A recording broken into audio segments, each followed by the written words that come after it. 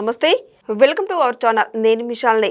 ఈరోజు ఏపీ రాష్ట్రం ఎంత అభివృద్ధి అవుతుందో ప్రజలందరికీ తెలిసిందే. అయితే మంత్రి నారా లోకేష్ గారు అయితే ఈ మధ్య ఎమ్మెల్యేలు ఎమ్మెల్సీల మీద సీరియస్ అవ్వటం తెలిసిందే. అయితే ఎవరైతే నియోజకవర్గాల్లో సక్రమంగా పనులు చేయట్లేదో వాళ్ళ మీద సీరియస్ తీసుకునే యాక్షన్ కూడా మనం చూసాం.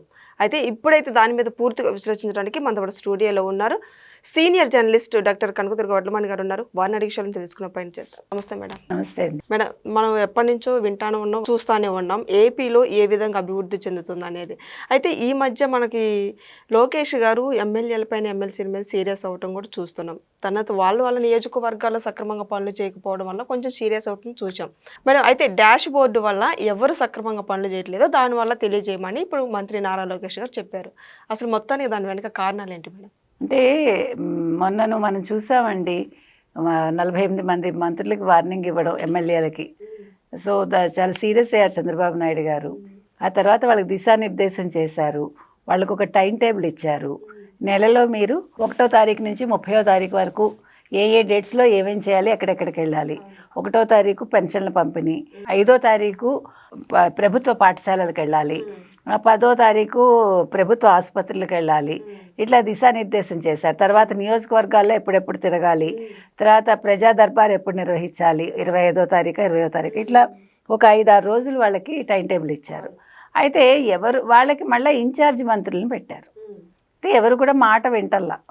అంటే కొత్తగా వచ్చిన వాళ్ళు కొంతమంది, సీనియర్స్ మరి కొంతమంది. కొత్తగా వచ్చిన వాళ్ళు మేము వినేది ఏంటని, సీనియర్స్ మాకేంటి చెప్పేది, అంతే కదా, ఆ రకంగా ఉంటుంది, ఆ రకంగా నడుస్తుంది. సో ఇన్ఛార్జ్ మంత్రులు చెప్పేది ఎవడు వింటల్లా. సో ఇన్ఛార్జ్ మంత్రులకి ఏం చేయాలో పాలుపోలేదు. అయితే మామూలుగా అయితే ఇప్పుడు పార్టీలో ఎలా ఉంటుందంటేనండి, ఒకసారి బాధ్యత ఇచ్చేసాక పెద్ద పట్టించుకోరు. కానీ తెలుగుదేశం అలా కాదు. తెలుగుదేశం అనేది క్రమశిక్షణకి పెట్టింది పేరు. మనం చూస్తూనే ఉన్నాం, చిన్న మాట తేడా వస్తేనే వాళ్ళని సస్పెండ్ చేస్తున్నారు. రేపు ఏదన్నా చెడ్డ పేరు వస్తుందంటే ఇవాళే వాళ్ళకి వార్నింగ్ ఇస్తారు. ఇవన్నీ మనం చూసాం. సో అప్పుడు వీళ్ళు లోకేష్తో చర్చించారు. అది మంచి పద్ధతి. అంటే మీకు మాట్లాడే స్వేచ్ఛ ఉంది ఈ పార్టీలో. అందుకని వాళ్ళు లోకేష్ తోటి చెప్తే లోకేష్ అన్నారు, నేను డాష్ బోర్డ్ ఏర్పాటు చేస్తాను, ఎవరెవరు మీ మాట వింటలేదు, ఏ విషయంలో వింటలేదు, అవన్నీ మీరు నోట్ చేయండి. మీరు చెప్పాక కూడా వాళ్ళు వినకపోతే అది మీరు డాష్ బోర్డ్లో నాకు పాయింట్ వైజ్ పెట్టండి, పంపండి అని చెప్పారు.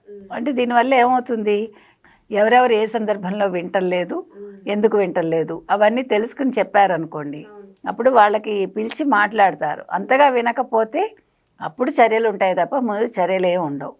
అయితే ఇక్కడ సీనియర్స్ అయినా, అంటే సీనియర్స్నే పెడతారు కదా ఇన్ఛార్జ్ మంత్రుల కింద. సో వాళ్ళకి మాట్లాడే అవకాశం ఇవ్వటం అనేది అదొక మంచి విషయం ఈ పార్టీ. 2, వాళ్ళని వెంటనే వాళ్ళ మీద చర్యలు తీసుకోకుండా వినని వాళ్ళకి అవకాశం ఇవ్వడం కూడా ఇంకా మంచిది.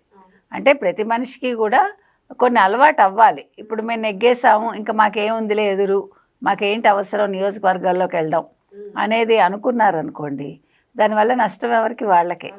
వాళ్ళు ఒక్కసారి నియోజకవర్గాల్లో తిరగటం మొదలు పెడితే వాళ్ళకి అప్పుడు అర్థమవుతుంది వాళ్ళ వాల్యూ ఏంటో, అసలు ఆ ఎమ్మెల్యే పదవికి ఉండే విలువ ఏంటో, ఒక మంత్రిగా ఉండడం వల్ల ఎంత మనకి రెస్పెక్ట్ దొరుకుతుంది, ఇవన్నీ కూడా ప్రజల్లో తిరిగితే అర్థమవుతాయి. కాబట్టి వాళ్ళకి బుజ్జగించి నయానో భయానో చెప్పి ఒక్కసారి వెళ్ళటం అలవాటు చేస్తే ఆటోమేటిక్గా వాళ్ళు దానికి అలవాటు పడిపోతారు, అంతే కదా. సో లోకేష్ గారు చెప్పిన దాని ప్రకారం ఇప్పుడు డాష్ బోర్డ్కి వాళ్ళు ఇన్ఫామ్ చేయొచ్చు. అయితే ఇక్కడ కొత్తగా వచ్చిన వాళ్ళు ఏమనుకుంటారంటే, ఇదంతా మా ప్రతిభే, మేమే నెగ్గాము, మమ్మల్ని చూసే ప్రజలు ఓట్లేశారు అని. సీనియర్స్ ఏమనుకుంటారు, మేము సీనియర్స్ కాబట్టి మమ్మల్ని చూసి ఓటు వేశారని వాళ్ళు అనుకుంటారు. కానీ ఇవేవీ కాదు. ఈసారి ఓటింగ్ సరళి చూస్తే మనకి ఓట్స్ ఎందుకు పడ్డాయంటే, ప్రజలు ఎందుకు వేశారంటే ముఖ్యంగా చంద్రబాబు నాయుడు గారిని చూసి వేశారు, ముఖ్యంగా పవన్ కళ్యాణ్ని చూసి వేశారు, లోకేష్ని చూసి వేశారు. అంటే వాళ్ళు మార్పు కోరుకున్నారు. వాళ్ళు వైసీపీ హయాంలో వాళ్ళందరూ కూడా నానా పాటలు పడ్డారు, ఒక భయాందోళనకు గురయ్యారు, ఒక భయం గుప్పిట్లో వాళ్ళు బతికారు. అందుకని వాళ్ళు ఏం చేశారంటే, ఏదో ఒకటి దీని మీద తేల్చుకోవాలని వాళ్ళు ఈసారి ఎన్నికల్లో 124 సీట్లు ఇచ్చారు. ఇక్కడ కొత్తగా వచ్చిన వాళ్ళ ప్రతిభ ఏం లేదు. అక్కడ మిమ్మల్ని నన్ను నిల్చోబెట్టినా నెగ్గుండేవాళ్ళు. కొన్ని సందర్భాలు అలా వస్తాయి. ప్రతి పార్టీకి వస్తుందండి, ప్రతి రాష్ట్రంలోనూ అది జరుగుతుంది. అంటే ఒక పార్టీ మీద ఉండే ఒక ఎవర్షన్ కావచ్చు, వాళ్ళని దింపేయాలి అనుకుంటే ప్రజలు కళ్ళు మూసుకుని వాళ్ళకి నచ్చిన పార్టీకి వేసేస్తారు. అక్కడ ఆ పార్టీ అధ్యక్షుడు ఎవరని చూస్తారు తప్ప ఎవరు క్యాండిడేట్ అని చూడరు. నిన్న మీరు చూశారు బీహార్లో ఒక చిన్న అమ్మాయి, 25 ఏళ్ళ అమ్మాయి ఎమ్మెల్యే అయింది. అంటే ఆ అమ్మాయి బాగా సోషల్ మీడియాలో ఇన్స్టాగ్రామ్లో అంతా కూడా 1 కోటి మంది ఉన్నట్టు ఫాలోవర్స్ ఆ అమ్మాయికి. ప్లస్ శబరి మీద పాడిన పాటకి ఆ అమ్మాయికి మోదీ గారి దగ్గరికి అంటే వెళ్ళడానికి అవకాశం దొరికింది. మోదీ గారు గుర్తించటం, అది అంటే ప్రతిభ ఉంది అక్కడ, అన్నీ ఉన్నాయి. అలా కాకుండా ఇప్పుడు నేను ఇలా వచ్చినప్పుడు నేను కొంచెం జాగ్రత్తగా ఉండి కొంచెం ప్రజల్లోకి వెళ్తే ఏ ఎమ్మెల్యే అయినా లేకపోతే మంత్రి అయినా వాళ్ళు దానివల్ల ఏమవుతుందంటే నెక్స్ట్ ఎలక్షన్స్కి వాళ్ళకి చాలా సుగమం అయిపోతుంది మార్గం, నల్లేరు మీద నడక అయిపోతుంది. మళ్ళీ వాళ్ళు నిల్చున్నా కూడా ప్రజలు గుర్తించి వాళ్ళని మళ్ళీ ఎమ్మెల్యేగా ఎన్నుకుంటారు. మా ఎమ్మెల్యే ఎప్పుడూ కూడా మా ఎమ్మెల్యే, మన ఎమ్మెల్యే అనే పదాలు వినిపించాలి. ఎందుకంటే ప్రజలు కోరుకునేది అది. మాతో ఉన్నాడు ఈయన, మాకు కావాల్సింది చేస్తాడు, ఏ టైంకైనా వస్తాడు అంటే మీరు ఎప్పుడు కూడా ప్రజలు ఏం కోరుకుంటారంటే అండి, ఒక గుర్తింపు కోరుకుంటారు.